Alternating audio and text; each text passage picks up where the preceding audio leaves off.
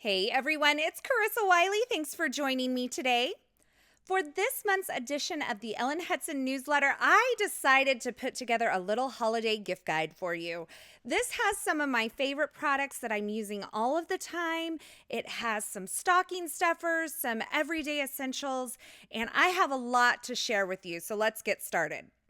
I'm breaking this up into 4 different categories, and my first category is stocking stuffers. These are smaller size little gifts that I think are perfect for stocking stuffing this holiday season, and I'm starting out with the liquid applique. Now, the liquid applique is a liquid embellishment. It goes on kind of like a glue. You can see it has a really nice fine tip here. I'm going to show you this kind of in action. And it does go on with a little bit of gloss and a little bit of dimension to it. But the real magic happens when you allow this liquid applique to dry completely, so like for a good hour or two, and then you hit it with a heat tool. Once you hit it with a heat tool, this puffs up and it makes perfect snow or fur, or it would be really cool over popcorn. And I'm going to show you that in action here. So here's a card that I created, and I allowed my liquid applique to dry, and I am adding heat to that liquid applique, and it is puffing up. And I'm going to show you the dimension here that you get with that. It is such a cool effect. So that's my first little product in the stocking stuffer category, and that is the liquid applique. Now, next up in the stocking stuffer category is the Tonic Nouveau Aqua Shimmer pen. Now, this shimmer pen, you want to make sure you shake it up when you use it, and it has a brush tip, and this puts down a clear liquid that dries clear, and it has a little bit of shimmer, or I should say a lot of bit of shimmer.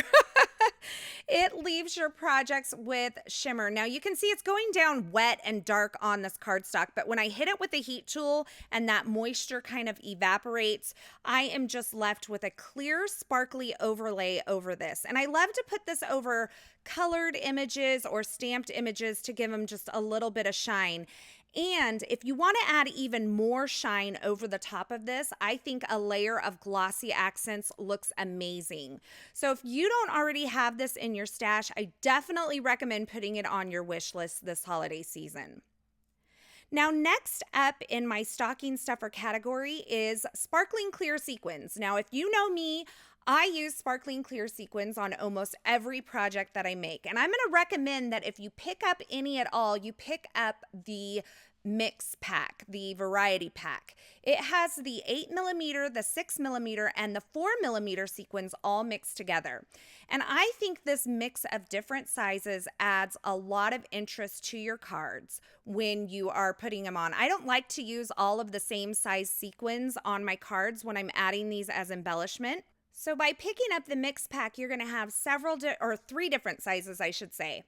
I like to adhere them on with a little bit of multi-medium in the matte finish, and they are perfect with any color scheme and just to add just a little bit of sparkle to your project.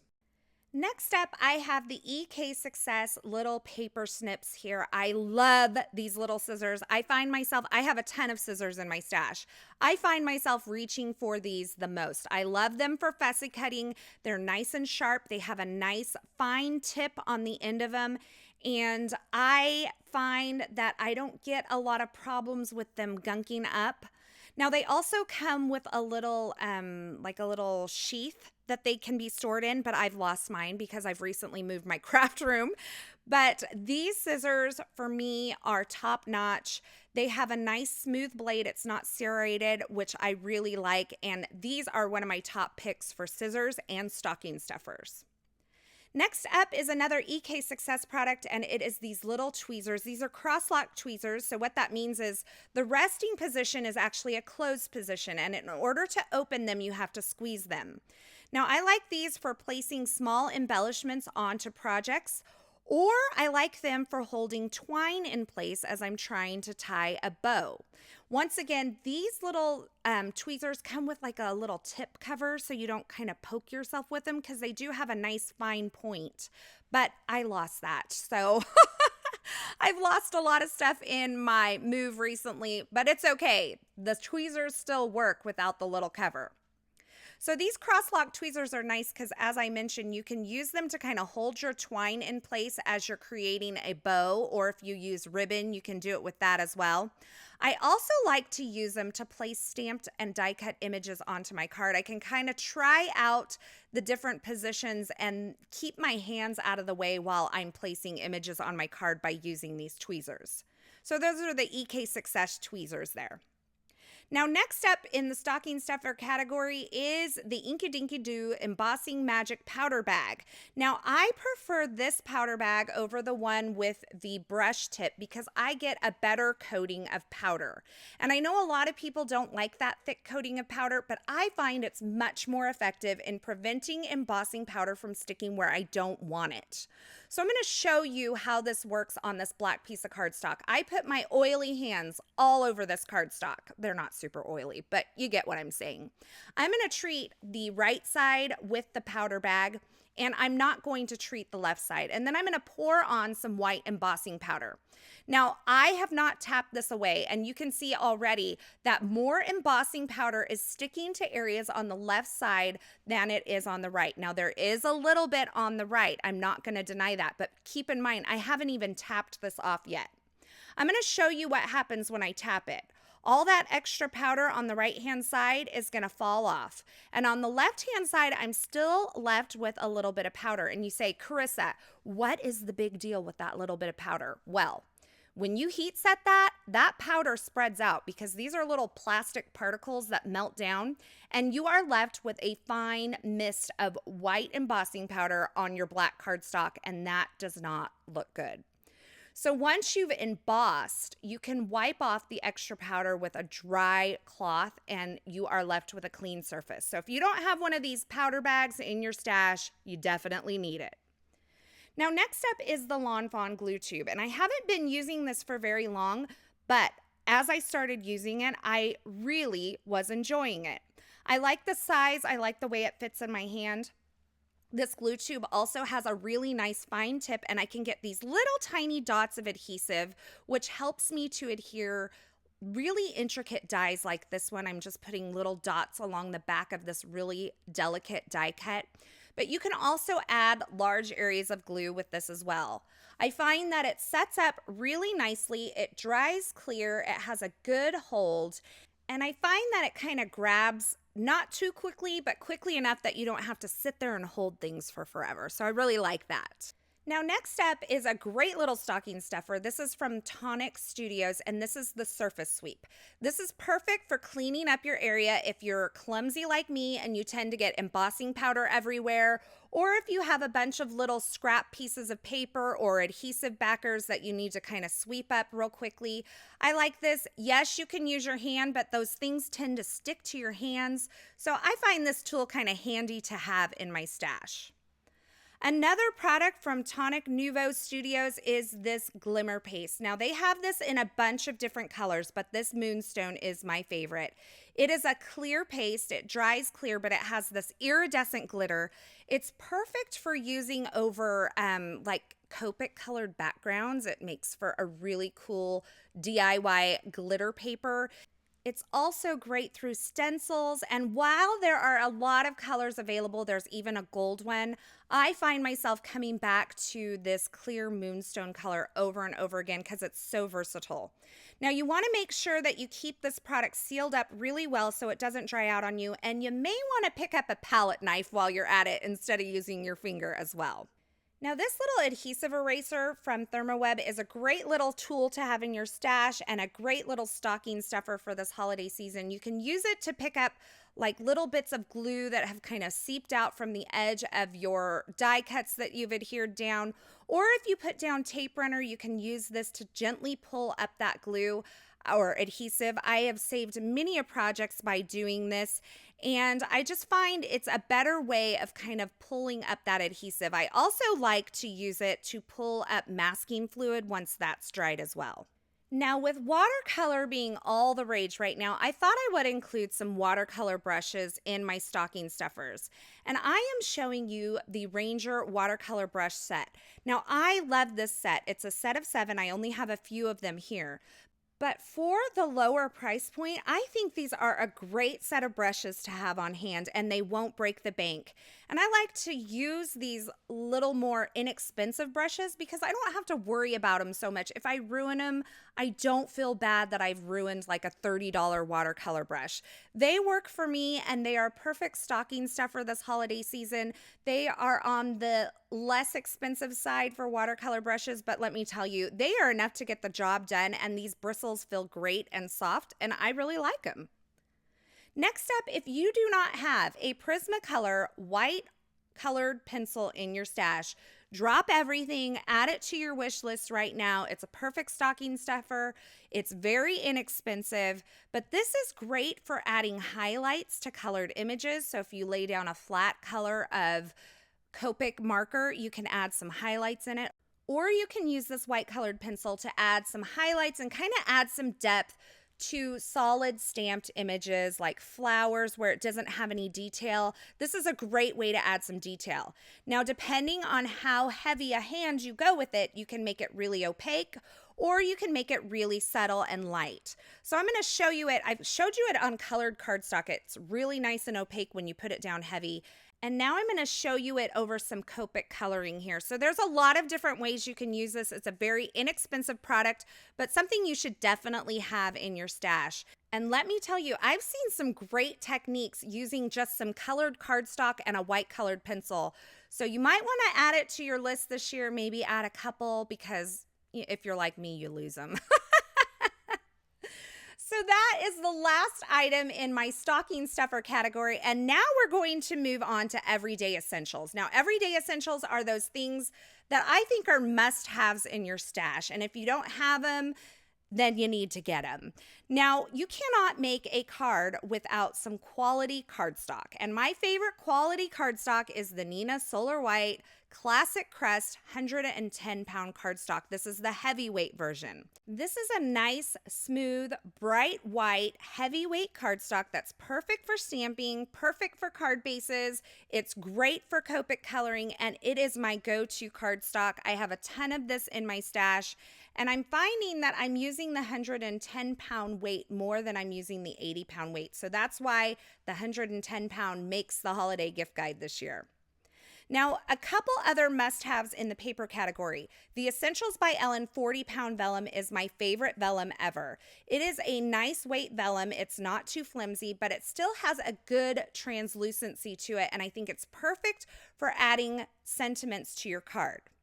Now, also on my list is the Essentials by Ellen Onyx cardstock. This is a black 100-pound cardstock. It's nice and dark, deep black, but it's really smooth, so it's great for stamping. And I know that when Ellen picks her products for the Essentials by Ellen line, she pays attention to quality, and this cardstock is no exception. Now, next up in my everyday essentials category is the Milwaukee Heat Tool, or some people refer to this as the Hero Arts Heat Tool. This is a great quality heat tool to add to your stash. It has a little kickstand to keep that hot tip off of your work surface, a little on and off switch. The cord is plenty long for me, and I have had this for quite a while, and it is a great quality tool. Now, you want to make sure you're not touching that metal tip because it will get very, very hot.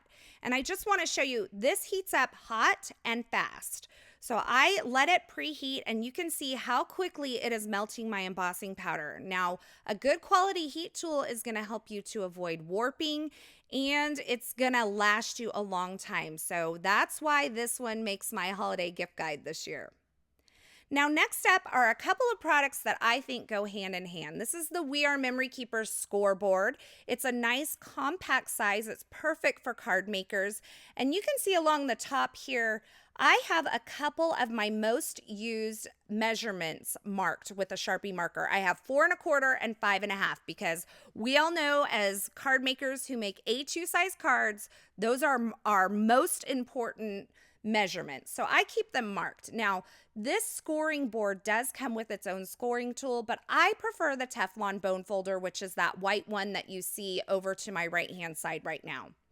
This clips onto the top of the scoreboard, so hopefully you won't use it. But like I said, I prefer the Teflon bone folder. It gives you a nice smooth glide over the paper, and it also does not leave you with a shiny edge on your paper once you've kind of folded and reinforced that crease. So I thought I would show you a couple of card bases here. This is an A2 size card base. So the cardstock is cut to 4¼ by 11 inches, and I'm scoring it at 5½ and reinforcing that fold.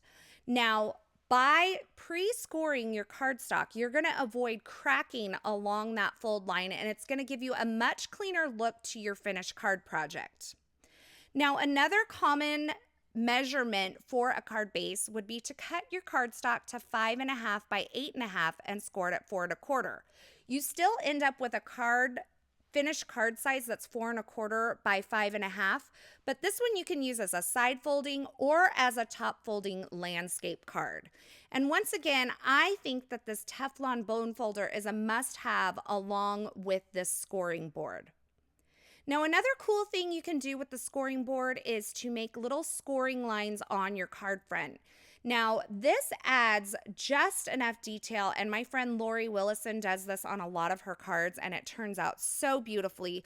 But you can see I've just gone in a 1/2 inch all the way around the card front on this, and it adds that fun little detail. You can also add a few little lines along the bottom for another detail, and if you do it from the back side, they will be raised on your project. If you do it on the front side of your project, they will be debossed on your project. Now, every stamper needs a good block or two in their stash, and I'm going to recommend the Lawn Fawn blocks. I love these blocks because they have the nice finger grips for you, but they also have the grid lines. Now, if you struggle with stamping straight, you need a block with grid lines on it, because if you start with your stamp straight and it's nice and straight on the block, you're going to get better results in general because you can kind of use that as a guide for stamping. So I have a few different sizes here. These are good quality blocks. They'll last you for a long time.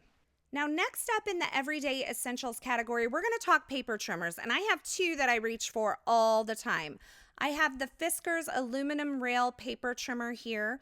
This is a nice sturdy trimmer. You can replace the blades here, and it also comes with a scoring blade, although I tend to use my scoreboard for scoring instead of my trimmer, but you can absolutely do that.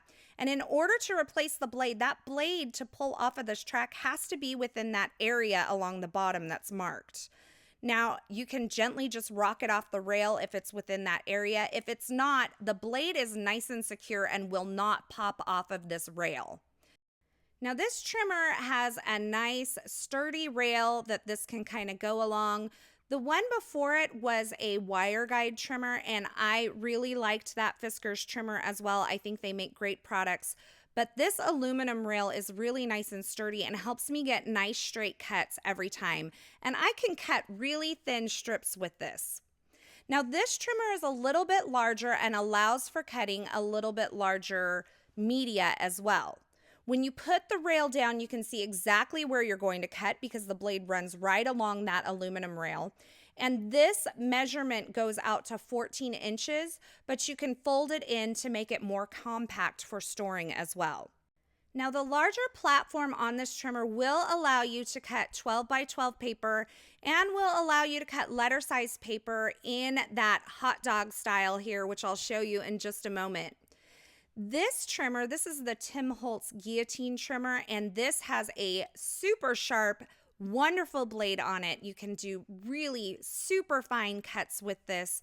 And I find this perfect for when I have several layers kind of stacked up and I want to crop off the edge of the cardstock there. So if I had some stamped areas overhanging, this is the one I reach for. It's a little bit more compact in the overall size, but it is a little bit deeper. You can see here, this base though will only allow you to cut cardstock up to 8½ inches. So if you want to cut this cardstock lengthwise, you cannot do it in this guillotine trimmer. You can cut it along the shorter side, but if you want to cut hot dog style or along this long edge here, you're going to need a little bit bigger trimmer, and that's again where the Fiskars trimmer comes in. Now, next up is a tool that I don't see people talk about too much. It's the Sizzix die brush, but I think it's really handy. Where it comes in handy is when you cut these intricate dies and you have all these little pieces that need to pop out. Now, sure, you can use your little pokey tool for that, but I'm going to show you that this Sizzix die brush is going to pop these out so much faster than me going around with my pokey tool. So it comes with this little foam piece, and I just take the brush and I roll it over this die, and you can see all those little inside pieces are popping out. And just like that, I have my intricate die with all the little hanging chads removed. And it didn't take me forever to do this. So I think this is something really handy to have in your stash. You can also use it for cleaning out the pieces from the die itself. Now, next up, I have a T-square ruler. This comes in handy for drawing lines that mark your place on your project, or for just mounting things to make sure you get them straight. So you take that little T part and you push it right up against the edge of your cardstock. And then you have a nice straight edge to guide you in placing things straight onto your card front. This is a really inexpensive item, but I think that you definitely need to have it in your stash. Now, next up, I have the Tonic Easy Clean Mat. Now, this is actually the one that's meant for the replacement on the Tim Holtz glass media mat. It's a smaller size. Tonic does make a larger size one, but I prefer this smaller size because it's easier to store. It kind of has a little bit of grip on the back so it doesn't move around on your surface, and the Teflon is really easy to clean up. So you can see I just put some ink on there. It cleans up. I also like to use this to protect my work surface while I'm doing some ink blending.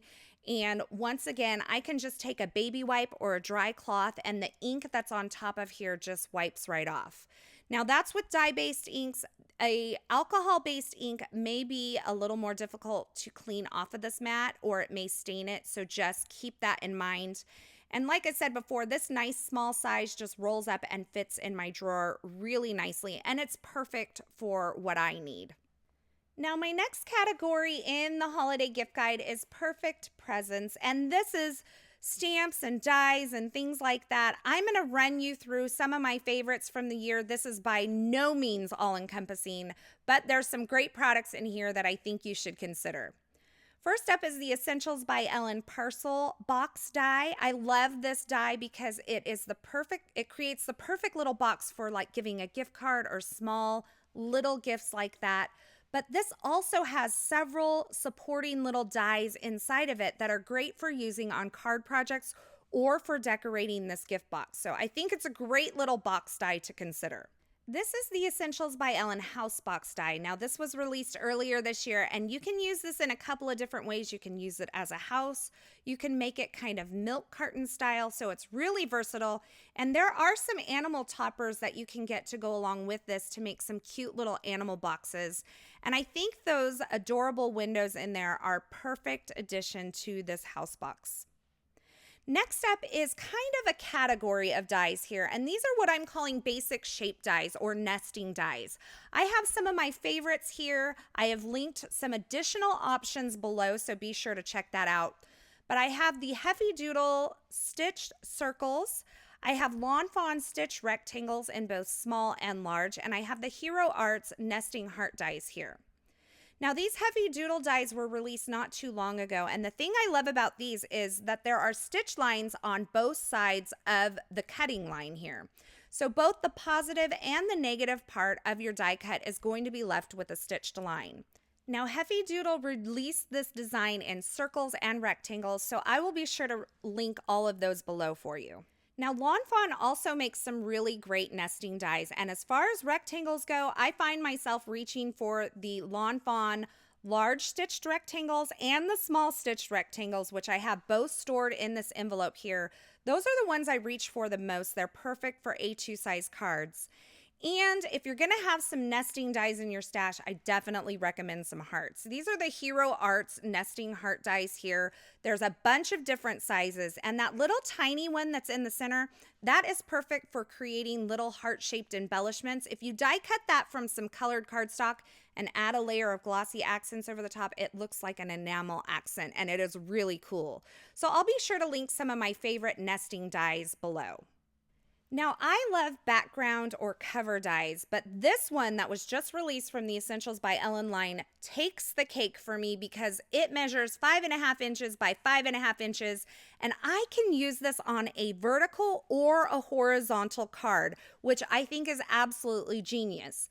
Now, other companies have dies that are similar to this, but they are only 4.25 by 5.5, and they tend to cut the outside line or a rectangle out of that as well. This has no outer cutting line, and you can use this horizontally to kind of come across a card. You can use it as confetti, as snowfall, or for like a magical effect. You can use it as bubbles for a mermaid, and I love that it's so versatile. I can use it both horizontally and vertically on my cards.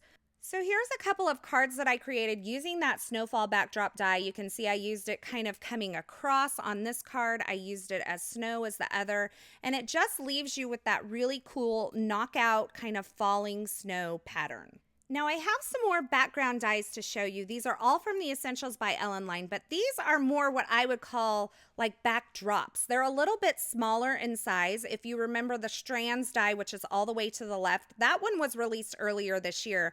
There are several newer versions of this, and I'm going to kind of show you these cards to show you the scale of these dies. They're a little bit smaller. They don't cover the entire background, but they make for a perfect kind of landing place for your stamped images. So I have a few of them here. I've done some inlay or some window techniques with those, but all of these dies are, I think, must-haves for your stash.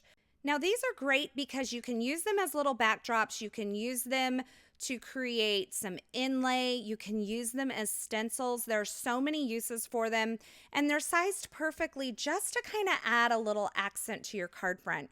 You can also use them with an embossing mat in your die cutting machine and create some really cool embossed or debossed effects.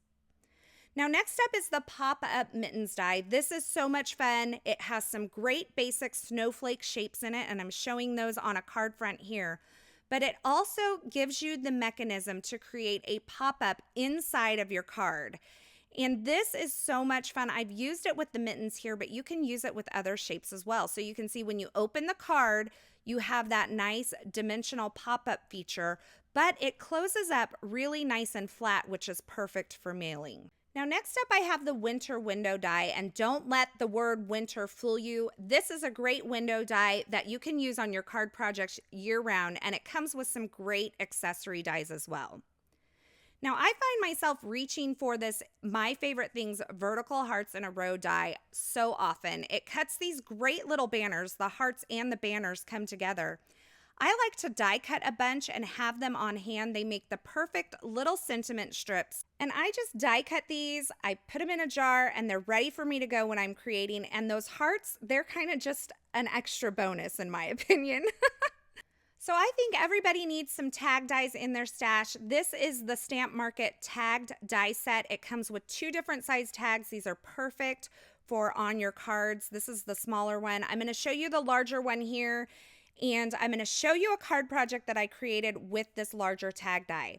Now, I'm going to link a couple more tag dies in the supply list below so that you can check those out. Some nesting tags and some really cute, adorable scallop tags by Mama Elephant. But I think tags are one of those essential shapes to have in your collection, and these come with the little toppers as well.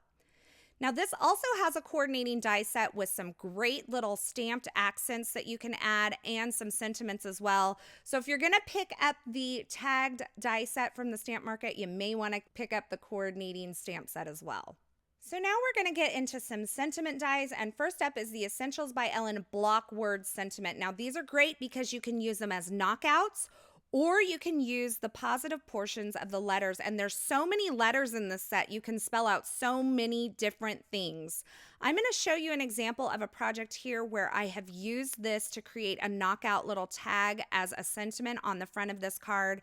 I think these are perfect, and you can use them along with stamped sentiments as well. Next up in sentiment dies is the Classic Block Alpha by the Essentials by Ellen line. My friend Carly uses this all the time, and amazing ways to use this. You can use these as windows to create shaker windows, and I wanted to bring in this card just to give you an idea of how well scaled these are for A2 size cards. They look beautiful cut out of white cardstock, colored cardstock, metallic cardstocks, and you can spell out any sentiment you want with something like this. Now, this is pretty new from Pink Fresh Studios. This is the Hey Gorgeous Sentiment Set, and I love this because it has the shadow as well as this really super intricate Hey Gorgeous sentiment. And I'm going to show you this on a card, a couple of cards that I created. You can see how fine and detailed that Hey Gorgeous sentiment is. And for these, I've cut the shadow piece out of some vellum, and I think it is such a beautiful effect. And I chose this one not only for its beautiful delicacy and intricacy and for the shadow, but because it's a little bit different sentiment than what I see a lot out there. So I thought this Hey Gorgeous was a fun little sentiment. Next up, I would encourage you to check out the Honeybee Sentiment Die Sets. This one says sweet. I love them because they oftentimes have a coordinating stamp set, but you get the sentiment, a shadow die, and a larger shadow die that has a pierced detail as well. So those are really fun. This is the Pretty Pink Posh Thank You Script Sentiment Die. I think this one is really beautiful, and it's always helpful to have a thank you die cut in your stash. It's kind of one of those essentials. Now we're going to move into some stamps, and we're going to look at background stamps first. Now, I like to use background stamps to make my own pattern paper. You may have seen me use this bold diagonal stripe stamp from My Favorite Things, like maybe a 10. It's one of my favorites, but I stamp them and I kind of keep them in little plastic envelopes, so I have that ready. They're also great for tone-on-tone effects on the front of a card, just to add a little bit of texture. So I have the bold diagonal stripes. I have the diagonal stripes, which is a little bit thinner diagonal stripes from My Favorite Things. This is the pinstripe stamp from Altenew, and I think this is great because it has a couple little sentiments with it as well. And this is a clear stamp instead of a rubber cling stamp. So if you prefer the clear over the rubber, that is a great option for you. This one from the Stamp Market is like all the heart eyes here. I mean, this diamond pattern background is beautiful, and I cannot wait to use it on a card. I have not gotten a chance to break it in yet, but I had to include it because it's amazing.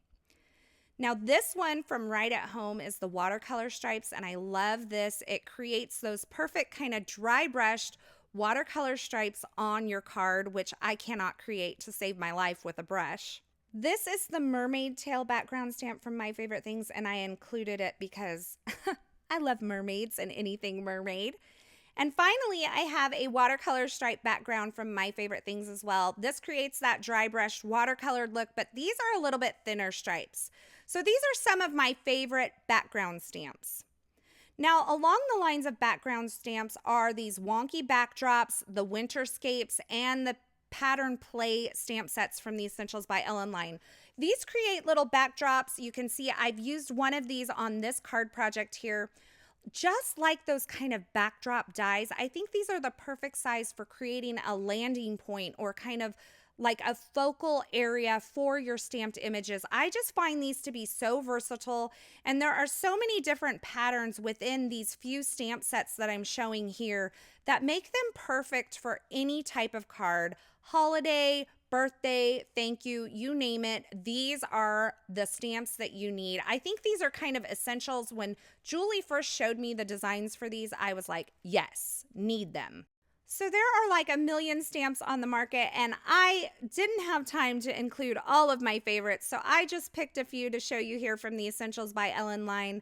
I love this Inner Mermaid stamp set. This Totally Random Sayings 2 is fabulous because it's got those big block words and that super fine scripty kind of detail sentiments to go along with it. And my favorite leading lady of the year is, you guessed it, Hot Mess Lady, because let's just face it, I identify with her. And here's a look at her all colored, and I keep those in with the stamp set so I have them ready to go. Now, some broad areas here. I'm getting into inks. Copic markers. I think this is a great time of year to build your Copic stash. If it's something that you want to try, why not ask for it as a gift if you're not going to spend the money to buy for yourselves? These are great to color with. Yes, there is a little bit of learning curve, but I think you can do some really simple coloring techniques with this and get some really great results. And if you're gonna start your Copic stash, I would recommend starting with some simple blending families. Now I have a couple of ink pads to include, and first up are the Catherine Pooler ink pads. These have kind of a jelly foam pad surface instead of the normal felt surface. I've really enjoyed the color range in these. They do stay wet a little bit longer, so you can emboss and blend with them. And I will link a video up in the upper right corner. I'll throw a card in here where I will walk you through a lot of the details of these Catherine Pooler inks, but these are one of my favorite ink pads right now. Next up for ink pads, the Distress Oxide inks. I am loving this pigment dye ink hybrid. They are really just wonderful. They're great for stamping. They give you a nice rich color because of that pigment.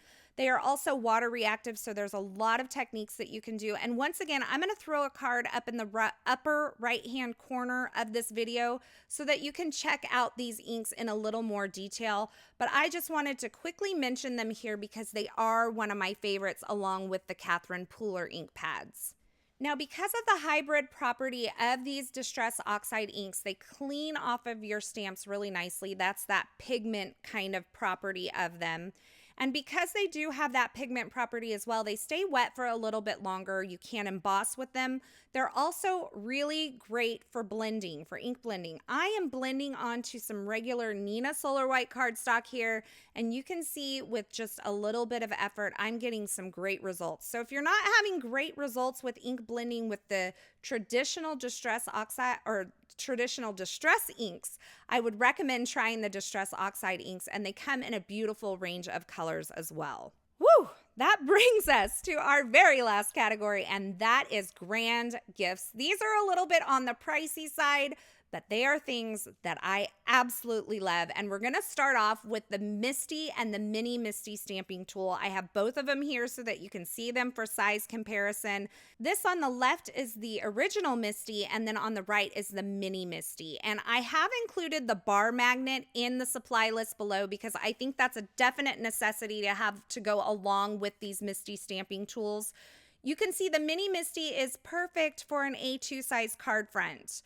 And I really like this because it's nice and compact. It's easy to store, and it's great for some quick sentiment stamping on my card when I want to make sure that it's nice and straight, or if I feel like I'm going to have to stamp multiple times. Now, this original Misty, both of these have the foam insert that you can take out so that you can use these with cling mount rubber stamps. The larger Misty will accommodate background stamps. So the original Misty will accommodate the background stamps. And in order to do that, I've just taken out that little foam pad, and then I can use this to stamp my background stamps. And I often use this to create the the pattern paper that I showed you earlier because I stamp multiple times with my background stamp. And if you want to use it with just the clear stamps, then you just place your foam pad back in there and you're ready to go. Now, I will tell you, if I could only pick one, I think you need both, but if I could only pick one, I would probably choose the original Misty because you have more versatility in the size. And I did want to mention that you're seeing a white outline on this Misty here. I purchased the overlay tapes to go on my Misty around that ruler edge.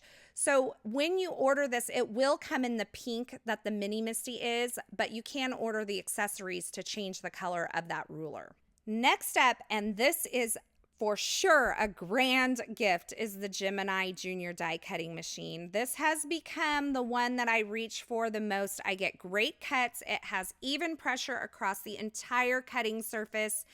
And I am just loving this. This is great for those of you who maybe have some arthritis in your hands and who don't really have the hand strength to turn a crank anymore. This is one that you just feed the plates right through. It does the work for you, and you're left with beautifully die-cut paper. It does a really great job die cutting intricate dies as well. As you can see, with this doily die that I created, I die cut that using the Gemini Junior and a metal shim, and it die cut beautifully. So if you don't have the Gemini Junior, you need to add it to your stash. Now, I also still really love my Sizzix Big Shot machine. It is still in my craft room. I still use it from time to time. This is a hand crank machine. Because there are no kind of moving, working, motorized parts, it is a little bit less expensive than the Gemini Junior, and you do get great die cutting results with this. And this thing has really been a workhorse in my craft room. Now, it comes with everything you need to do your die cutting, just like the Gemini Junior does. And I did want to show you the cutting plates for each of them. The cutting plate for the Sizzix is on my left, and for the Gemini Junior is on my right. They are virtually the same size. They're about 6 by 9, so you don't get any more cutting area with one or the other. They're pretty comparable in that way. And you may want to add some replacement shims to your wish list as well.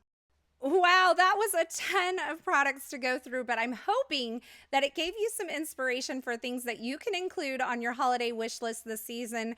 And be sure you check out the accompanying video, because I'm going to show you exactly how to make a wish list at ellenhutson.com and how to share it with your loved ones so you can be sure to get everything that you've always wanted this holiday season. Thanks for sticking around to the very end. I hope you enjoyed this video. Don't forget to subscribe to our channel so you don't miss any of our paper crafting video tutorials. Thanks for watching. Happy holidays. And until next time, I hope you have a fabulous day.